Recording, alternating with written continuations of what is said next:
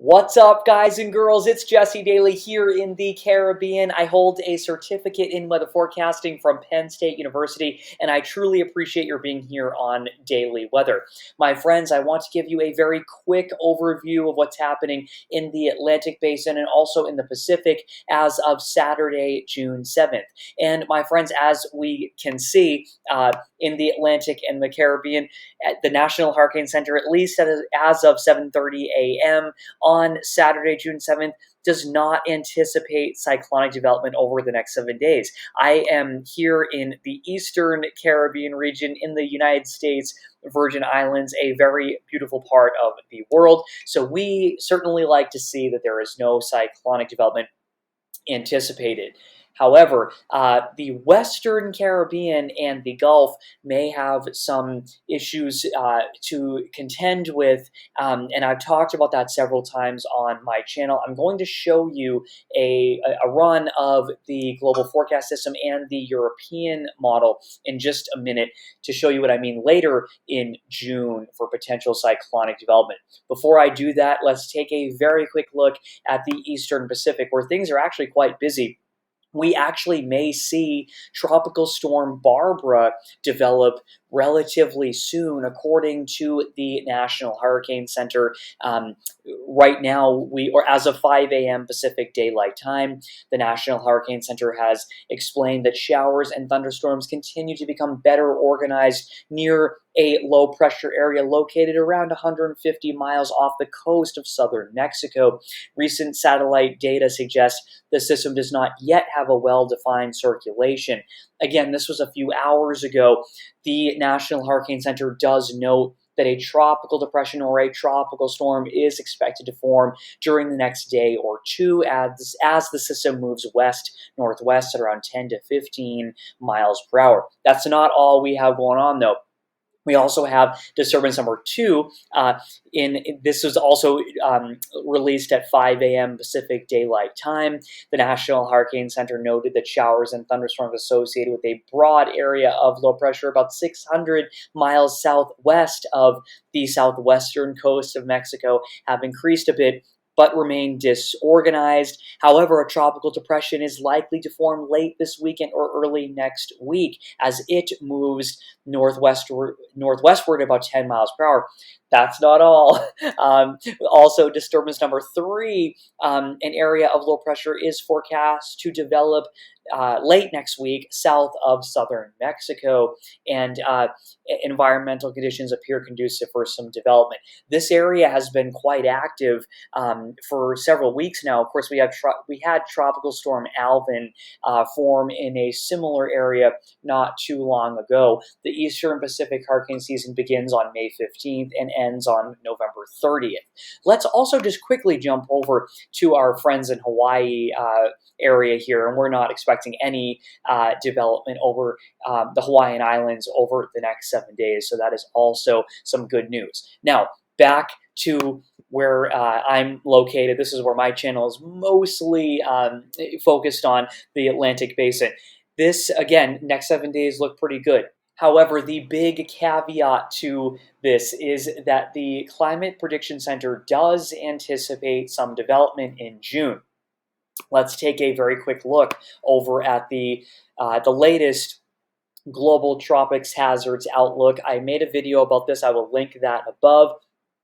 This was released on June 3rd, and as we can see, the National Oceanic and Atmospheric Administration is noting the potential for some development in the Western Caribbean throughout the next several weeks in June, and we do also see the potential for cyclonic development off the southern coast of Mexico in the same time period.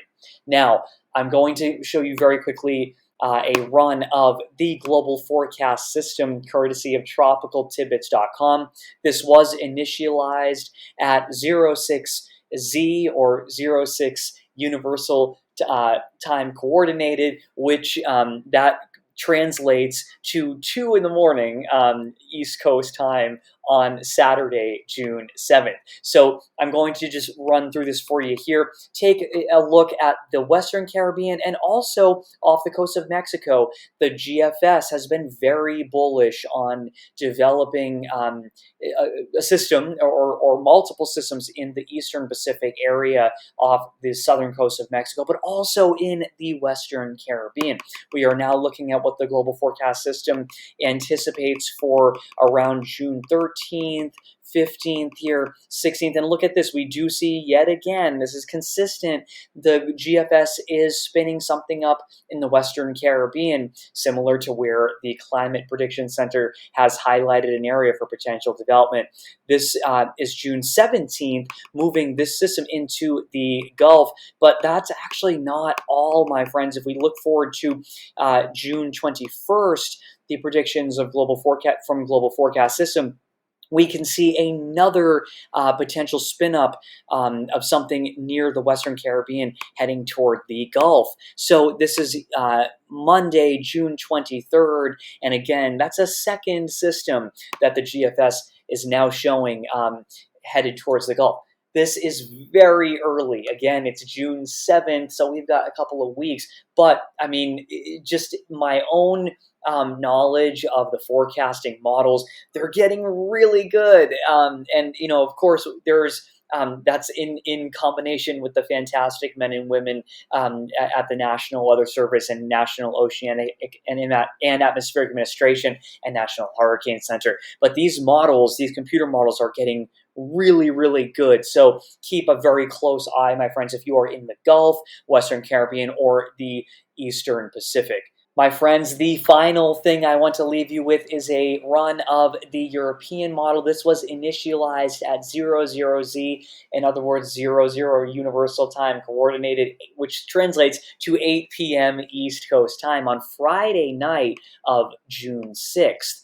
The European model has really not been very bullish over the last week of anything developing really of concern in the Atlantic Basin. That said, there is a tropical wave, a weak tropical wave moving through the Caribbean early next week. Really not something that we're too concerned about right now. We can see a lot of high pressure dominating the Atlantic Basin. It has been breezy out there. It's hot, always hot in the islands, but it has been very comfortable recently with the trade winds, thanks to high pressure dominating in the Atlantic. I'm going to show you here a look of the European model.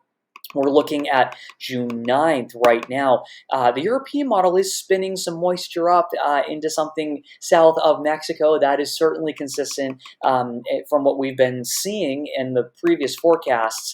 But if you keep an eye on the Gulf and the Western Caribbean, nothing is really spinning up in the eyes of the European model forecast as we move into the June 17th, 18th, the 20th, and all the way to the 22nd. Things are looking not too concerning. Of course, there's some moisture through the Caribbean, but nothing super concerning.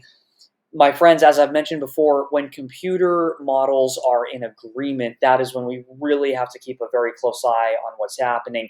The GFS has been very bullish on something, multiple things looks like now developing, spinning up in the Western Caribbean, heading toward the Gulf. So that's certainly a good indication to keep our eyes peeled on that area. The European model has not been as bullish at all for about a week. So there's a little bit of inconsistency between those two models, but we can't let our guard down. We have to make sure that we are monitoring everything, and that's why I'm making these videos for you. Again, for the next 7 days, though, things are looking pretty good according to the National Hurricane Center.